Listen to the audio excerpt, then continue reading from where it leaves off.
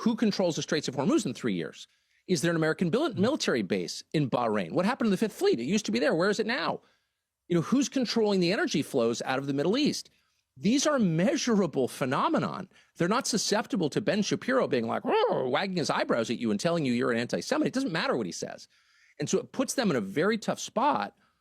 How do they respond? Well, we know from the Iraq War, not a single person is ever going to admit he was wrong. Ever. One of the most liberating things I've ever done in my life was admit that I was wrong about the Iraq War. And I was ashamed of it. I remain ashamed of it. But once you say, I was wrong and I'm sorry, this tremendous weight lifts off your shoulders and you don't have to lie anymore. And that is what liberation actually is. None of these people will do that. None.